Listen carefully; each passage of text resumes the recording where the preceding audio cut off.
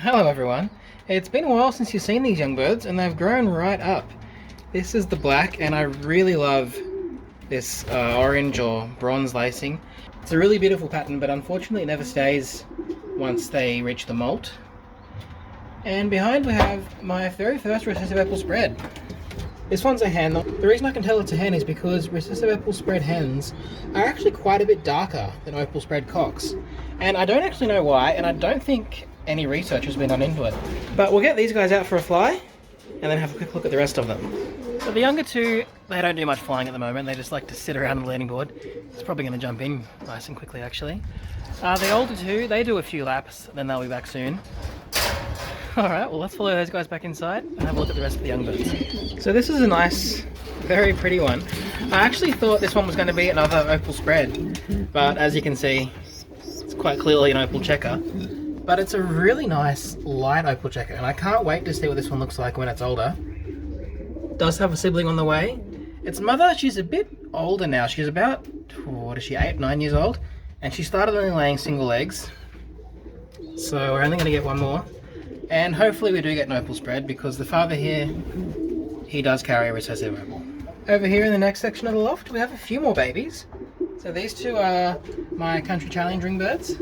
I'm really happy with how these guys have turned out.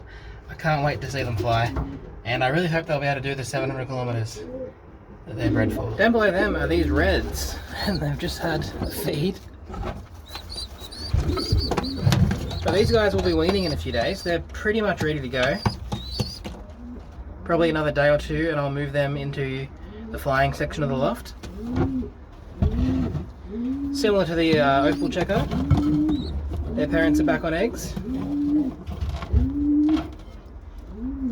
And like I've said in the past, my plan for this pair is just to get a few recessive red babies out of them and then trial them all on the race truck and see which ones come out the best, and then start moving the colour into my other, more well-bred racing pigeons. Over here, these guys have decided to jump out of their nest bowl for some reason, but the blue bar up in the back corner, this one over here, I can guarantee carries the barless base colour.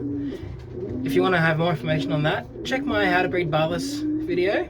It explains how I can tell 100% that one carries barless. And I'll just lift these ones up off the floor. So these aren't actually nest mates. Let me get that out of your mouth.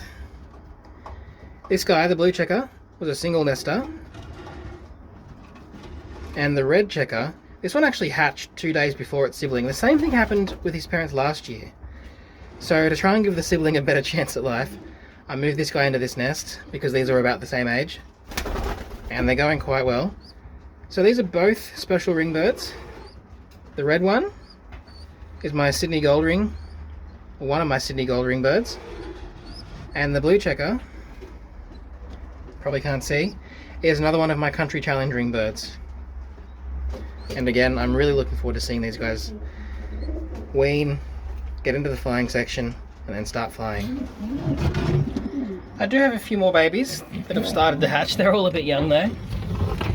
So there's these ones here, and over on the other side of the loft, there's a few more babies that have freshly hatched. So we'll have a look at them when they're a little bit older. But so far we have about 20 young birds that have hatched, which means it's only a few more weeks and then we'll have the beginnings of a half decent flying team. But I'm going to go and feed the pigeons and try and get those ones that are out flying back in. So I do have these guys on a grain and pellet mix at the moment for breeding. It looks a bit richer, but it is only about a quarter or a third pellets. It looks a lot more than that, but that's just because there's a rich mix of grains in there. They do eat the pellets, but of course they love the safflower a lot more.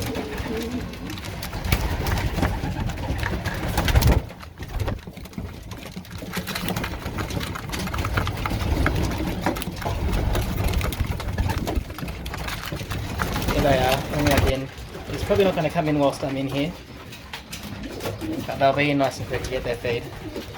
And don't forget to go back to Saturday's video and place your bet on the colour of these guys.